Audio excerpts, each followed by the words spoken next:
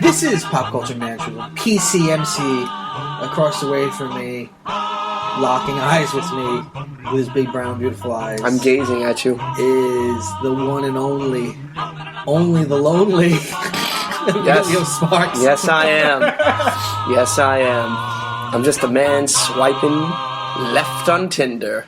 In front of me, a little off-center, the lovable hazel-eyed bandit who not only stole my heart, but stole your heart, Michael Buongiorno. I don't know if you know this, but in direct sunlight, my eyes are shimmering emerald. If you want to know why I've got that memorized, it's because it is on my Match.com profile. Are you on Match.com? Yeah, and it's so much money for nothing. I was going to say, it costs money to go on that one. It costs a lot of money. What do you pay a month? They do that thing where it's it's this much a month, but then they go, okay, pay for the year. You know And what I you mean? paid for the year. You have to pay for the year. Now, have you went on any successful dates? I haven't gone on any dates. Because of Match.com. Yeah. We have a special guest today. He's sitting to... I don't know why I always have to say where people are. He's sitting here at the You table. like to at the block table. everything. I like people to get an image in their mind. Yeah, get a nice rack focus going. Watches wrestling once. Old sauce ready. Watches wrestling once, and he's an expert. Watches Spider-Man once. Mr. Vin Ignatius Forte. Yes. Host of Anytime Podcast and Cartoon Buffoons. Yes. Absolutely. Cartoon Saloon. With who? Matty G? Yes. So basically, what the premise of that show is they just review old Mutt and Jeff cartoons. Yep. That's all it is. Mutt and Jeff. What's Blondie and What's Dad Dagwood up to? Me and Emilio, I don't know if you listen to PCMC, but we like to put up a 56-year-old reference way in the beginning just to turn away the boys. The young kids. You know what I mean? This is a podcast for This the men. podcast was running like a fine jalopy. Absolutely. A couple episodes ago, we went on a little bit of a detour to talk about the pilot to Car 54, Where Are You? Oh, now you're on the Yeah, channel. the Fred Gwynn vehicle. Have you seen it? Have you seen the I pilot have to seen that? it. It's terrible. It It's is. a terrible show. It was difficult to watch. You know, It wasn't Fred Gwynn at his best. It was a difficult period for America. you know why? Because there were 4 networks. So the Munsters is something that sucks, and I'm sorry if I upset Munster Really? fans. Wow. I like the Munsters, but like something bad, let's say, like Car 54, it would get insane ratings compared to now. And they'd go, wow, everyone's watching this. It's like, yeah, because there's no other choice. No other thing on. That's have why to watch Bonanza was on for so long, for so many years. Yeah. My father still watches Bonanza. So, Where is it on? It's Does on he the, have it it's on the VHSs? Dumont network. guys, good reference, man. It is on everywhere. Hashtag Dumont Network. Dude, it is on... Really? It is on It's on TV Tiffany? Land. It's on all these other weird networks. Like, I've noticed these Judeo-Christian, television networks, Up and like- Inspire. It's on there. Because they're very ethical, those shows. Yeah, Ben Cartwright and his sons are very, very ethical. So, it's on that. Literally, you can search your viewer guide, Yeah. and Bonanza might be on as many times as MASH and How I Met Your Mother throughout the day. Now, which is a good 6 times. So, literally, you're getting 6 straight hours of Where are Bonanza. these Bonanza actors getting all these royalties? They're all dead. They're all dead. all in the ground. I tell you what we're here for today. What are we here for? We're here to talk about the documentary on Andre the Giant. Is there a subtitle to that? A Giant Among Men. That's not it. I just made that up. Is it just called Andre the Giant? Yeah. The little documentary about the big man. Andre, hashtag A Giant's Tale. Wow. My giant. You're really trying. My Giant starring Billy Crystal. This is a real special episode today.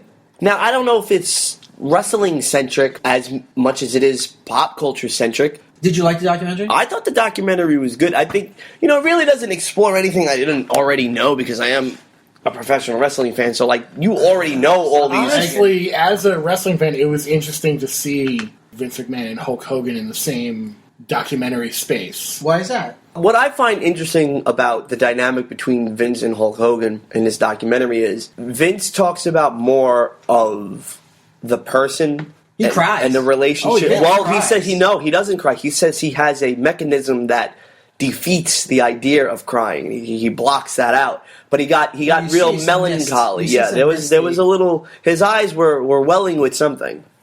But the dynamic of Hogan is always the same thing. It's always the same, and he's been telling the same story for years, with the exception of that he tore his back muscles body slamming Andre the Giant at WrestleMania 3. And the funny part about the whole thing is, no matter what, you could talk about anybody and their mother within professional wrestling, but there will always be a focal point for Hulk Hogan. And it's always odd to me that you have this documentary about Andre the Giant, right? But then for 20 minutes straight, It's Hogan. it's just about Hulk Hogan. Well, He's got to always get his shit in. Now, I don't know if it's him getting his shit in, but you would not have WrestleMania 3 without Andre the No. Giant, which in part makes it Hulk Hogan. But wasn't Hulk Hogan, and I only know from the documentary, wasn't Hulk Hogan like he was up there with the Beatles, Pa. But wasn't he like the dream of like, if we're going to be national and Yes. have a wide audience, this is the guy. So you've got Andre, who's like in pain and aging and not feeling well, and it's like, okay, you're going to take the mantle from the Giant. Well, the idea of territories, and they spoke about that on the documentary, the idea of territories Vince McMahon wanted to eradicate. And he wanted it to be he wanted a national audience. And by the 90s, he eradicated the territories. Yep. Yeah. Andre the Giant is the perfect example of somebody that was the king of the territories and probably the last known big name in the territories. Where now, if you're not familiar with professional wrestling and you listen to PCMC, the territories would be smaller mom and pop independent professional wrestling promotions. Yeah.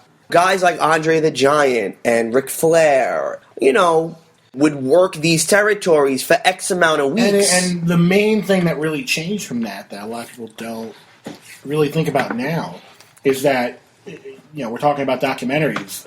A couple months ago, or last year, there was that Ric Flair documentary, and Ric Flair talks about how he would go territory to territory and lose. Yeah. Which is something that you could not do on a national level. So the dynamic changed completely. Well, the So it narrative, felt like you're going to different territories to basically give each territory the same show.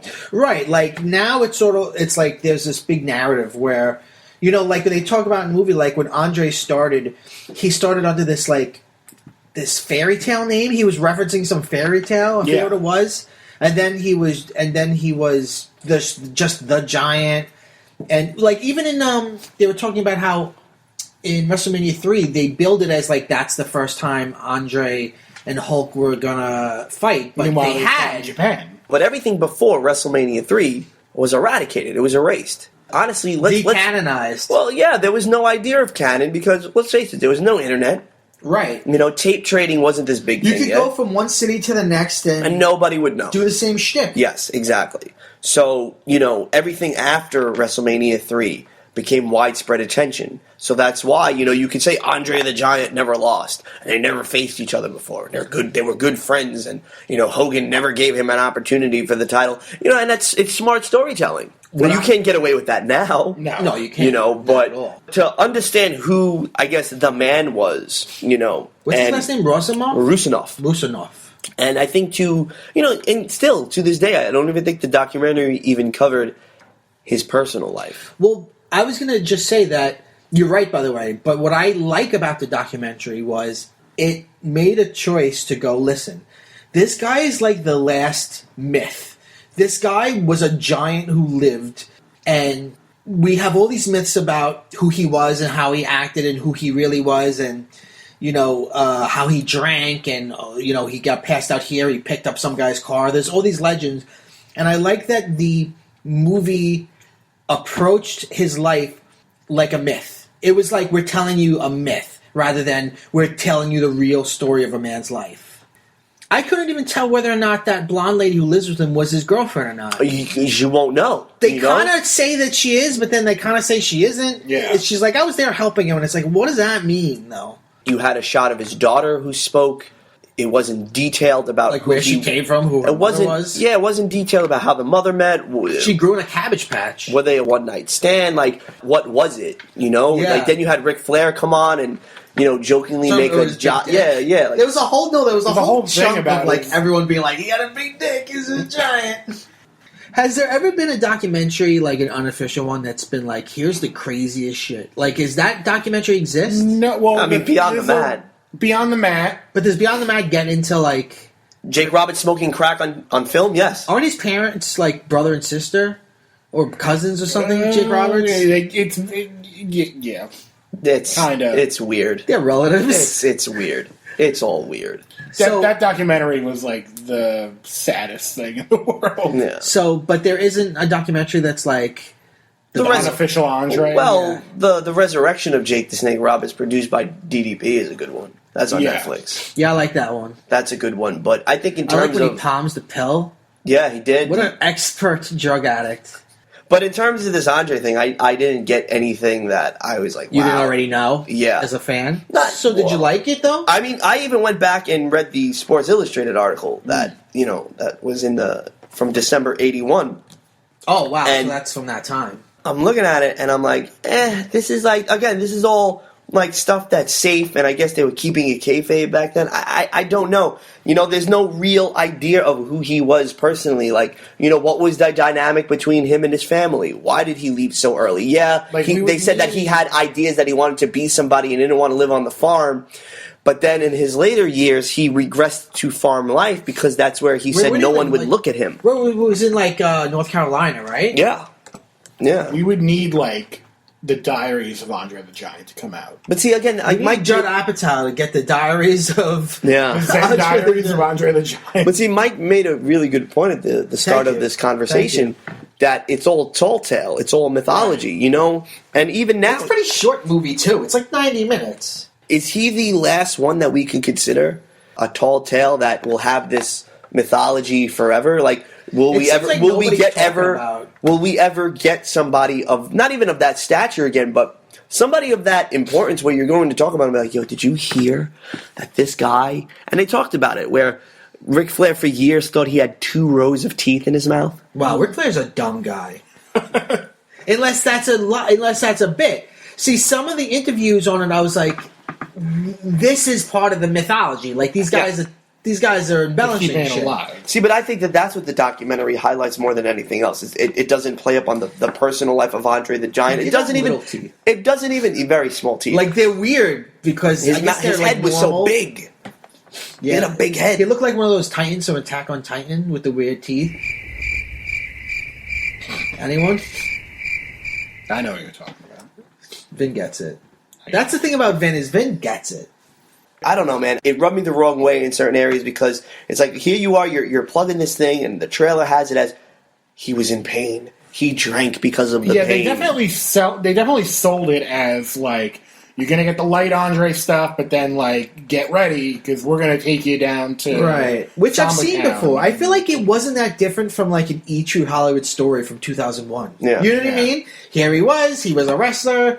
He You know was what it happy reminded me drunk, of? and then he was in pain. You know what it reminded me of? It reminded me of the old biography channel biographies that Steve Allen would narrate. Yes. Yeah. And it was the same. It was almost the same nothing. thing. It was like so little information. He drank all this beer. Yes, we know that. He drank all this wine. He could fart for 30 minutes. It's like, okay, great. I actually almost vomited when I was watching that scene. I will say this: the Rob Reiner, Billy Crystal, Carrie Elwes, Robin Wright stuff, I thought was interesting Yeah. because they weren't in a wrestling context, so Yes. it was a whole different thing. Right. I like that he called Rob Reiner boss. Well, he called everybody boss. Brother boss. He seemed like a genuinely nice fellow. Before he was in pain. Well, I think even in pain, he was genuinely nice. But you hear stories about him like kind of being rude to people, but because he was sort of suffering and stuff. If you're in true pain, Yeah. it's gonna dampen your demeanor. well, he said it in, I guess, during one of those behind the scenes Princess Bride things that you would see on like a DVD special. He was like, they have all this stuff for people living with disabilities. He goes, but they don't have anything for people with my disability. Remember they show in the documentary the chair his mother made for him? Yeah. Oh, yeah, that huge chair. So he can sit comfortably. Right. But then because he wasn't. Imagine that. Imagine you're never comfortable anywhere, in any restaurant. God forbid you're on a plane, he was always on planes. in clothes, in shoes, And on a couch. imagine him walking in here right now. You wouldn't be able to get in. And if he got in, like, where's he gonna? He's the only one sitting on the couch. Maybe he breaks the couch. Right. It's crazy. That's a shitty life to have. They talk about him crying. They talk about how, like, his best friend was like, yeah, like, he really was, like, everyone looked at him because he was a giant, but, like, also, like, he was kind of shy and he you could hurt his feelings. Yeah, but then also, in the same token, he was an embodiment of fear. I mean, when I was a little kid, I was scared of him. You just look at him, he's scary, yeah. Then you as you get older, you grow to appreciate who he was and, you know, the character and what his contribution were to professional wrestling. But as a little kid, that's a scary-looking dude, What man. was his persona? Was he a good guy or a bad guy? He was whatever he needed to be in the territory. Specifically in the WWF, he was friends with Hulk Hogan, but then got jealous of Hulk Hogan. And basically, there's like this famous clip of Hulk Hogan celebrating backstage. Oh, right, that's in the documentary. It's in the documentary with the champagne. The first part that Vin's talking about is when Hogan beats the Iron Sheik for the championship. Yeah. And they're celebrating, they're pouring champagne, and, you know, oh, my friend, congratulations, and blah, blah, blah.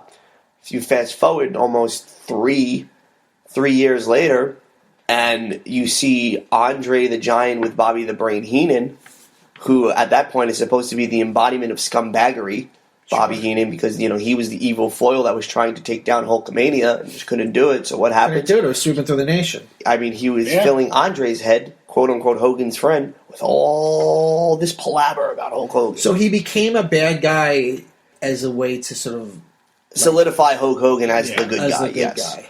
And then the point of Hogan even says it in the story, which actually I do like that, where he said, I had Vicks Vapor Rub on my finger, and I was trying to, like, you know, get it to well up in my eyes so I could tear. Right. He goes, but the greatest thing that happened was when he grabbed my shirt, he ripped off my cross, and it cut me, and I started to bleed. And that's an odd thing where Hogan made a big thing, especially a big splash in the 80s. The reason why he's fighting Andre the Giant is not only because his friend turned his back on him, but he ripped the cross off his neck. God damn. That was Hulkamania. Eat your vitamins, you gotta say your prayers. Drink your milk. Yeah. Yeah. So, you know, without that, you wouldn't have, I guess, the meteoric rise of wrestling at that point, because there was a boom after that. And Andre the Giant is part of the reason. We know Hulk Hogan is the son and everything else revolves around him for that specific maybe first 8 WrestleManias. Yeah. But it's Andre. And I like the other thing was if Andre didn't like you, Andre wasn't going to work for you. And if you really pissed him off, he was going to be stiff in the ring. And I like that they kept on saying that he was fucking with Hogan. Hogan didn't know whether or not he was going to do the right thing, brother, Right. or was he going Don't to worry. go rogue and do whatever he wanted to do. Don't worry. So, you know, and you saw that with him, you know. No baby oil. Yeah, that was he for hates Savage. not just baby oil. I don't think that he was ready to die at that point. Like the was way pretty they young. portrayed it. Well, he was 46 when he passed, but I don't think he was ready to die the way they said he was. Like he was ready to go off, and But he you know, never went to the doctor and stuff. well, the only reason why the only reason why he went to a doctor was because he had to get his ankle surgically repaired. What I'm saying is, like, he seemed to. I think he knew. Yeah, Right, you're saying you don't think that he wanted to die, but I don't know. He I'm didn't not seem to saying- put effort into wanting to continue his life. no, but I'm saying I don't think he wanted to die at that specific moment. I think he knew like He died when he was home visiting his father's dying, right? Or his father's funeral. Yeah, but that was like he main evented at 3. He was in the title tournament at 4. In 5, he was there. He fought against Demolition at 6, where they reclaimed the tag team championships. And then by 7, he comes in and does a surprise entrance when he's on crutches, and he's gone. Then I think he wrestles one more match for All Japan with Giant Baba, and then he goes to France and he passes away. So that there's still a lot. There's a lot of years, like Yeah. you know, where he didn't just go off into a corner and die. So I think it really plays up on the dramatics on that aspect of it, where everybody said, "Oh, he was ready to go. He was ready to go." And he wasn't ready to go, because if he was ready to go, he would have ended himself. Yeah, but he also, when they said, hey, go to the doctor, do something about this stuff, he was like, no, I'm all right. Yeah, well, he didn't want to. I guess he knew. He was like, what are you going to do? You going to fix this? From the looks of it, it sounds like he made peace with whatever this Why was. do you think he was such a... I mean, I'm not telling tales out of school here, but we'd have to call him an alcoholic. Why do you think he was such an alcoholic then? Well, first He'd off, start in the morning with the cases of wine. I mean, and what are go you all going to day. do? I mean, what are you going to do on the road? Well, What was there to do? Emilio. I was literally hearing a wrestler talk the other day about, thank God for cell phones now, because if you're bored on the road, you could pull up YouTube, you could do a million different things. Back in the day, you didn't have any of that. Yeah, so if you're going to... So a lot of these people were flying out to Japan if they weren't working for a territory in America. Yeah. So you have to figure, you're flying out to Japan... Okay, I'll watch some TV. What are you going to watch? It's all in Japanese. Okay, I'll read a book. What book are you going to read? So It's all in I'll just get Japanese. tanked. If you're around other wrestlers and they're all doing drugs, That you're going feels to do like drugs with them. See, that feels more like an excuse than an actual reason. I feel like Well, because it also it because starts there's a with- lifestyle there of like we're partying and then we're Right. we've all been there. Am I right? No. No. No. Even Ric Flair is the last of that wild mythology within pro wrestling. You don't have that anymore. And I don't know if that's necessarily a good thing or a bad thing, but I think, if we have kids one day and they're going to hear about, and they Google Andre the Giant, these things are going to continue to grow. I don't think you're going to have that with a John Cena or an Undertaker.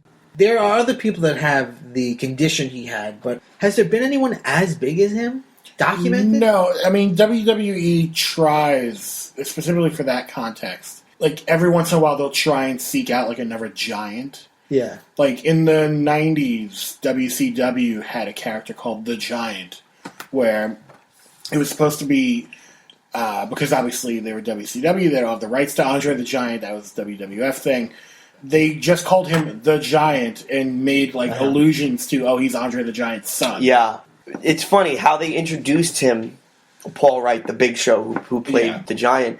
He came out wearing the Fezzik shirt. Oh, yeah. And he threw it at Hulk Hogan, and Hogan goes, "Brother, this is Andre's." Like they were alluding that was the son of Andre the Giant. Huh. But then in the mid-2000s, they had the Great Khali, Yes, they did. who, he was certainly not as big as Andre, but Well, they also had Giant Gonzalez as well. they had Giant Gonzalez with his slim good body suit that he would wear. Yeah. But yeah, there's not a ton of people. I mean, again, you mentioned before Giant Baba, but that's a whole other thing. There were big men, there were giant men with the same thing, but why the Big Show has added years onto his career, besides diet and exercise changing in the way professional wrestlers take care of themselves on the road. It's funny when you look at the old wrestlers that they show in the movie. They're just they look like your dad's friends. They're big. They got big arms, but they got bellies. Now you look at them and they look like action figures. Well, They're it all so changed. good-looking. It changed. The idea of diet and exercise and functionality and training and the way they do that. Who knew? Yeah, who would have thunk it? Who But- would have thunk it?